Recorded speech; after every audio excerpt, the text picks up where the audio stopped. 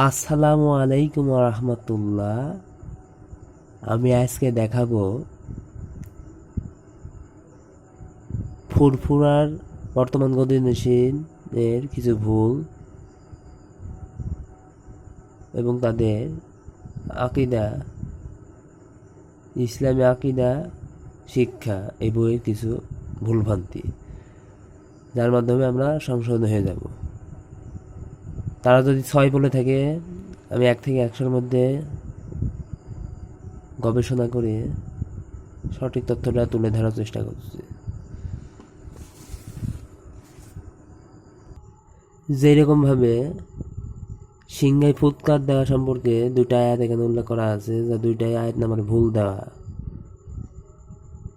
সূরা নামলের 87 নম্বর আয়াত হবে লেখাগত ভুল। তারপরেও আমি দেখাচ্ছি। আদেশ পেলেই তিনি তাতে ফুৎকার দিবেন। 2বার সিংহায় ফুৎকার দেওয়া হবে, আতঙ্কের ফুৎকার। প্রথমবার সিংহায় ফুৎকারের সাথে সাথে চতুর্দিকে আতঙ্ক আপনার বিভীষিকা ছড়িয়ে পড়বে। আল্লাহ বলবেন, যেদিন শিক্ষায় ফুৎকার দেওয়া হবে তখন আল্লাহ যাকে চান ব্যতীত, সে ব্যতীত আকাশ ও পৃথিবী সব কিছু ভীত সন্ত্রস্ত হয়ে যাবে। সে পৃথিবী ধ্বংস হয়ে যাবে সে সময়। এর 40 দিন পর, এইটা কোরআন উল্লেখ নাই, পুনরুত্থানে যদি দ্বিতীয়বার ফুৎকার দেওয়া হবে।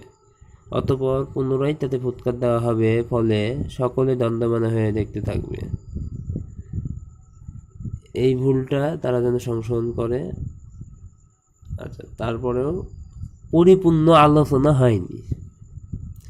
পরিপূর্ণ আলোচনা করতে গেলে আমাদের কি করণীয় বলছি আমি এখন। এইটা সম্পর্কে পরিপূর্ণ আলোচনা করার্থে এই ছুরি মানে সিংহায় ফুৎকার দেওয়া হবে, এই সম্পর্কে সমগ্র কোরআনে 10টা আয়াত আছে। এখানে সূরা মুমিনুনের 110 নম্বর 1 নম্বর আয়াত। এখানে যদি আমরা যাই, আল্লাহ বলছেন, অতঃপর সেই দিন ফুৎকার দেওয়া হবে সিংহায়। সেই দিন পরস্পরের মধ্যে আত্মীয়তার বন্ধন থাকবে না এবং একে অপরের খোঁজ খবর নেবে না। আচ্ছা, তারপরে আয়াতে বলা হচ্ছে, সেই দিন সিংহায় ফুৎকার দেওয়া হবে এবং তোমরা দলে দলে সমাগত হবে। 3টা বৈশিষ্ট্য হইল। ওই আয়াতে 2টা বললো, এই আয়াতে 1টা বললো, ঘটনা কিন্তু একই। আমি একটা জবর একটা জিনিস বলছি, সেটা হলো সামনে বলবো। তারপরে কি, সূরা ইয়াসিন, যখন সিংহায় ফুৎকার দেওয়া হবে,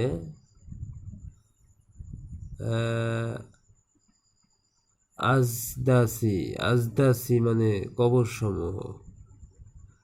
আচ্ছা, এ ফুৎকার দেওয়া হবে মধ্যে সিংহার মধ্যে, অতঃপর তখন তারা আজদাসি হতে তাদের রবের দিকে ছুটে আসবে। 5টা বৈশিষ্ট্য হয়ে গেল।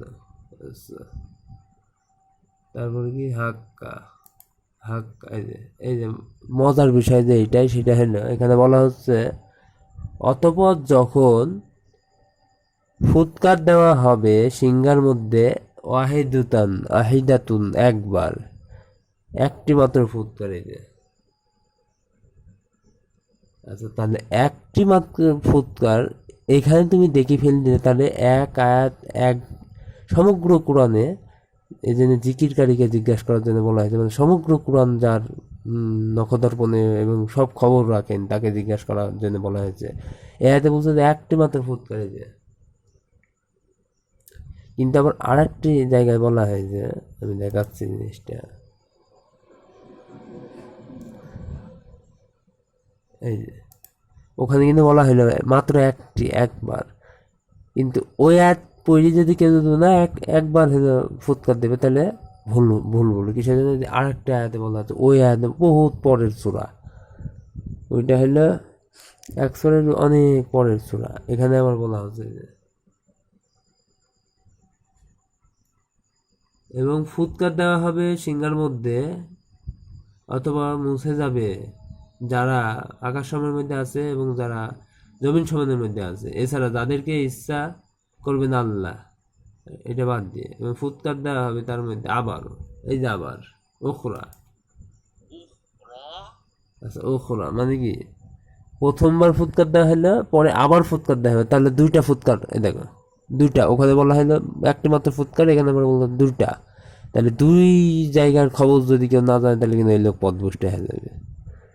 এইটাই আমি বলছিলাম। তো এটা কি ভুল ধরতে যাচ্ছি সেটা আমি বলছি। এই যে এখানে ফুৎকারের কথা বলা হচ্ছে,